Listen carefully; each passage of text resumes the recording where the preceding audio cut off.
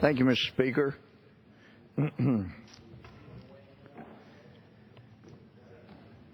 Heard earlier discussions about, from my friends, and I literally mean that friends, I'm not being sarcastic, they are friends, talking about the shootings.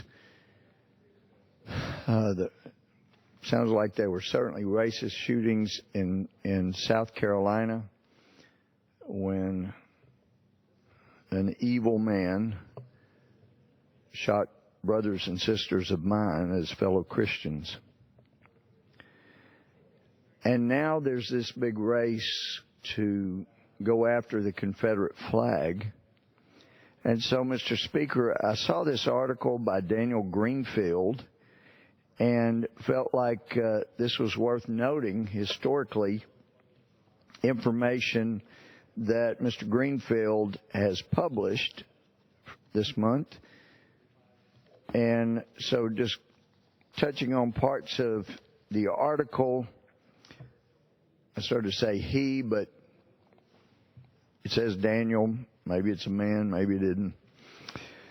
I don't want to be biased based on the name, but anyway, in his article he says, talking about President Obama, that when he condemned Christianity for the Crusades only 1,000 years too late, in attendance was the foreign minister of Sudan, a country that practices slavery and genocide.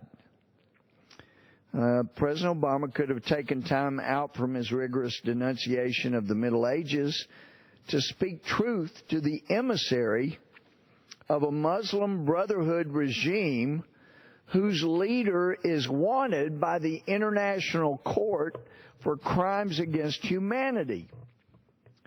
But our moral liberals spend too much time romanticizing actual slaver cultures. It's a lot easier for our president to get in his $1 million Cadillac with 5-inch thick bulletproof windows, ride Boss Hogg could only envy, Boss Hogg being a reference to the name of the show, Dukes of Hazzard, and a chase down a couple of good old boys than it is to condemn a culture that committed genocide in our own time, not in 1099, and a culture that keeps slaves today, not in 1815. Even while the Duke boys, again references to the Dukes of Hazzard, the Duke boys were chased through Georgia, President Obama appeared at an iftar dinner at an event at which Muslims emulate Muhammad, who had more slaves than Robert E. Lee. There are no slaves in Arlington House today, but in the heartlands of Islam, from Saudi mansions to ISIS dungeons, there are still slaves laboring, beaten, bought, sold, raped, and disposed of in Muhammad's name. Slavery does not exist under the Confederate flag eagerly being pulled down. It does exist under the black and green flags of Islam rising over mosques in Iraq, Saudi Arabia, and America today.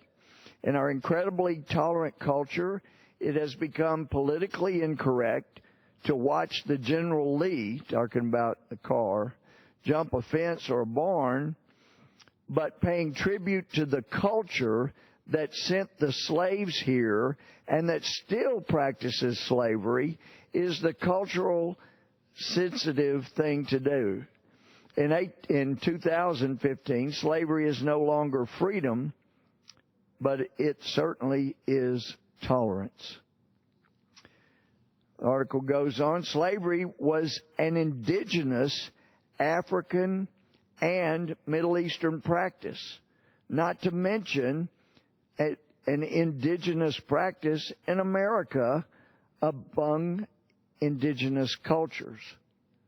the author here is talking about, for those that don't understand indigenous cultures, he's talking about Native Americans. There were Native Americans that had slaves, just like in Africa and Middle Eastern practices.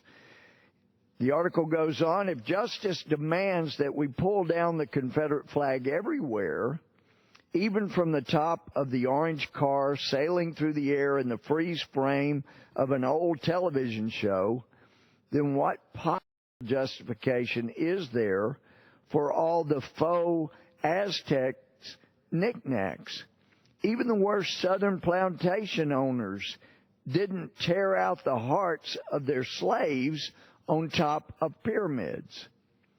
The Romantic, which is a reference that obviously the history we understand, Aztecs did pull out hearts of slaves that they sacrificed on top of pyramids.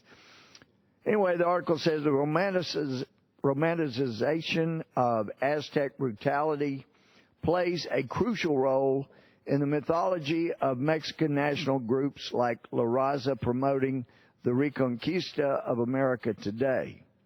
And I wasn't aware of that. But the article says black nationalists romanticize the slave-holding civilization of Egypt, despite the fact that the narrative of the liberation of the Hebrew slaves from bondage played a crucial role in the end of slavery in America. The endless stories about the Amazons of the African kingdom of Dahomey neatly fit into the leftist myth of a peaceful, matriarchal Africa disrupted by European colonialism, but Dahomey ran on slavery. The Amazons helped capture slaves for the Atlantic slave trade. White and black liberals are romanticizing the very culture that captured and sold their forefathers into slavery. In Dahomey, the first major mainstream black musical was about African Americans moving to Dahomey. By then, the French had taken over old Dahomey and together with the British had put an end to the slave trade. The French dismantled the Amazons and freed many of Dahomey's slaves, only for the idiot descendants of both groups to romanticize the last noble stand of Dahomey fighting for the right to export black slaves to Cuba and condemn the European liberators who put a stop to that atrocity. If we crack down on romanticizing Dixie, how can we possibly justify romanticizing Dahomey or the Aztecs or Muhammad? If slavery and racism are wrong, which clearly they are, but the article says if slavery and racism are wrong, then they're wrong across the board. Dahomey and Muhammad had bought, sold, and killed enough black lives to be frowned upon. If we go back far enough in time, most cultures kept slaves. The Romans and Greeks certainly did. That's why the meaningful standard is not whether a culture ever had slaves, but whether it has slaves today. If we're going to eradicate the symbols of every culture that ever traded in slaves, there will be future cultural symbols that will escape unscathed. But the academics who insist on cultural relativism in 19th century Africa reject it in 19th century South Carolina, thereby revealing their own racism. And so instead of fighting actual modern-day slavery in Africa and the Middle East, social justice warriors are swarming to invade Hazard County. Most of the cultures of the past that we admire, respect, and even romanticize had slaves, but when we look at their achievements and even try to forge some connection to them, it does not have to mean an endorsement of their worst habits. This is a concept that liberals understood, but that leftists reject. The recent hysteria reminds us that the nuanced reason of the former has been replaced by the irrational, destructive impulses of the latter. The left is so obsessed with creating utopias of the future that, like the Taliban or ISIS, it destroys the relics of past societies that do not measure up to its impossible standards. And then it replaces them with imaginary utopias of the past that never existed. As Ben Carson pointed out, we will not get rid of racism by banning the Confederate flag, even when it is used at its worst by the likes of Delon Storm Roof. It is a symptom, not the problem. Roof was radicalized by the dead Confederacy, was not radicalized by the dead Confederacy, but by the racial tensions kicked off. And I'm not sure I want to say that. But anyway, interesting take. But all of this talk about eliminating any references or uses of things that remind us of the horrors, the abomination that slavery was in the United States should be eliminated. That's what we're hearing. And so, Mr. Speaker, in thinking about that, and the suggestion was made by my friend, another judge from Texas, Judge Carter, so I had to go look it up. I think there is an entity that was so evil in supporting slavery, in fighting against civil rights, in fighting against the Christian brother that Martin Luther King Jr. was, fighting against those who wanted equality that the Constitution guaranteed. We ought to look at those symbols, and we ought to look at what they stood for, and perhaps ban any political organization from participating in Congress for upholding the abomination that slavery was to this country. So I was able to get a copy of this platform, this political platform from 1856. And this is a number one plank in the platform of this hideous political organization. And this is what they believed and they asserted. And I'm reading from this number one plank in their party platform, that Congress has no power under the Constitution to interfere with or control the domestic institutions of the several states, and that such states are the sole and proper judges of everything appertaining to their own affairs, not prohibited by the Constitution. But then here it goes, that all efforts of the abolitionists or others made to induce Congress to interfere with questions of slavery or to take incipient steps in relation thereto are calculated to lead to the most alarming and dangerous consequences, and that all such efforts have an inevitable tendency to diminish the happiness of the people and endanger the stability and permanence of the Union, and ought not to be countenanced by any friend of our political institutions. That was the official number one plank in this hideous political organization's platform from 1856. They go on, here's number 3,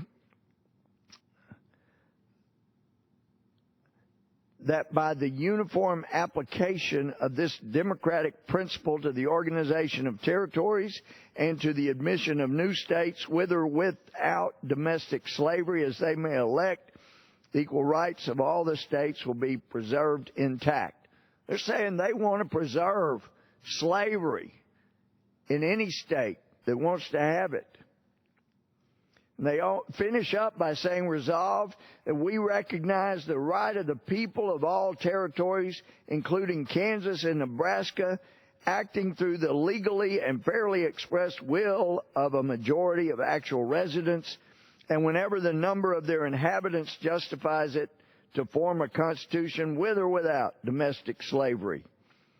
So this radical, it sounds like something the Ku Klux Klan would have done. They're demanding that they have the rights to have slavery, the worst abomination in the history of America, that even Thomas Jefferson put in his original draft of the Declaration of Independence, that was a horrible grievance against King of England for allowing slavery, this abomination, from ever starting in America.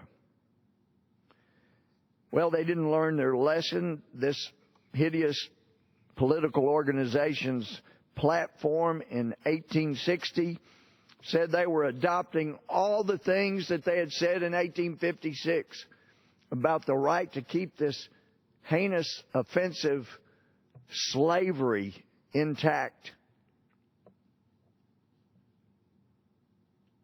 They include this, though, additionally in their platform of 1860, resolved that the enactments of state legislatures to defeat the faithful execution of the fugitive slave law are hostile in character, subversive of the Constitution, and revolutionary in their effect. So they want to make it clear that not only were they avid supporters of slavery in America, that it was their right to own people in America. This disgusting political organization also found the fugitive slave law to be, as they say, hostile in character, subversive of the Constitution. Again, this sounds like something from the Ku Klux Klan. Will we want the Ku Klux Klan participating here on the floor when this is their history?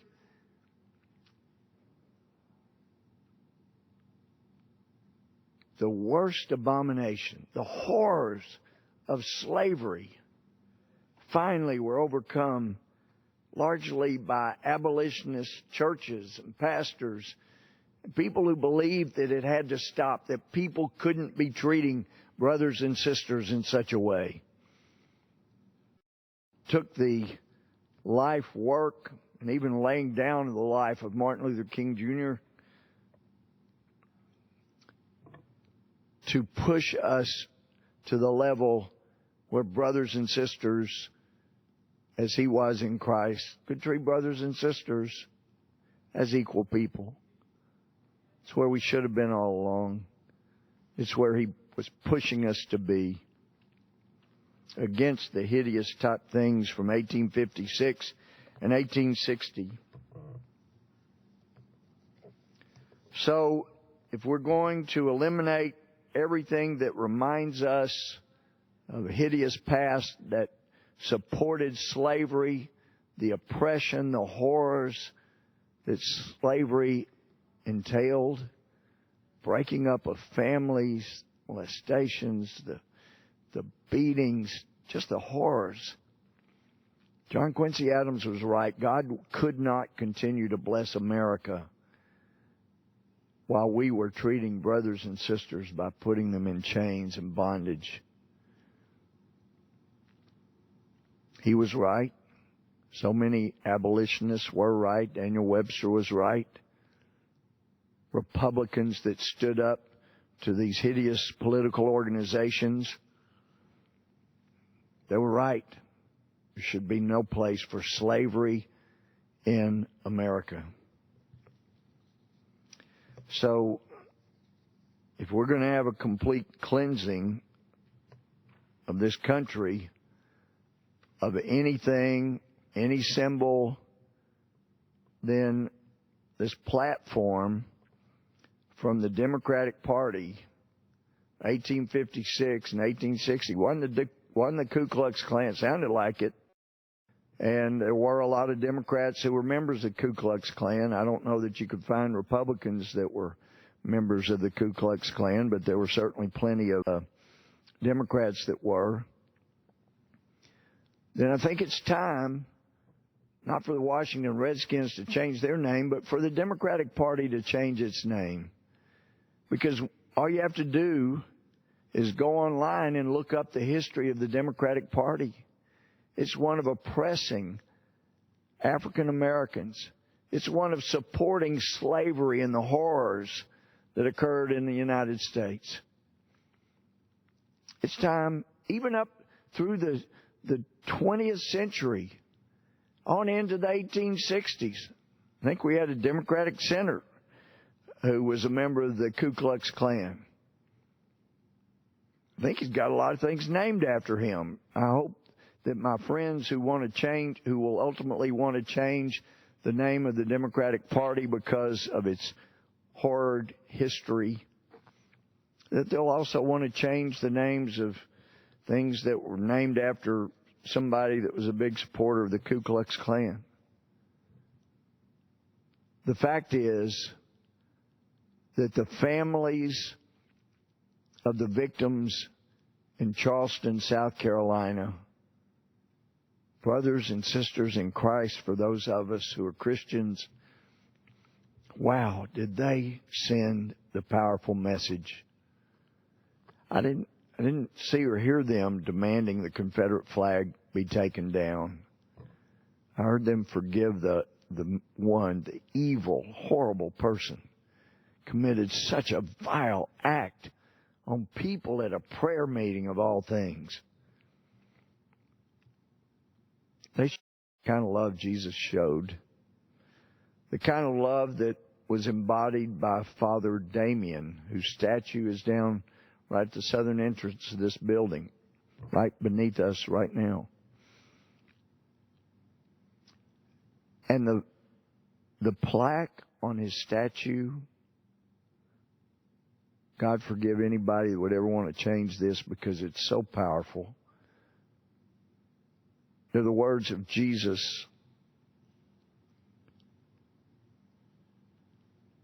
John 15:13, greater love hath no one than this, the man laid down his life for his friends. Jesus did that. Father Damien did that. Martin Luther King Jr. did that. So many have, so that we could have the freedoms we have today.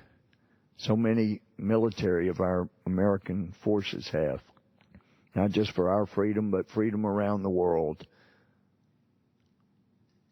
Let's recognize the good with which we've been blessed. Let's stop the name calling, the race baiting, the division politics. Let's fuss and disagree over issues, but let's quit trying to tear this country apart because of things of the past in which not one person in this room would have taken part in. Let's work together. Fuss, disagree, push for what we believe is best for the country. But let's stop the race baiting, because if we're really going to go there, we have got to end the Democratic Party. Its history is so interwoven with starting, keeping, to push slavery on beyond anything that it should have been through. We don't need to end the Democratic Party. We just need to work together in the present. Doesn't mean we can't disagree, do all the time.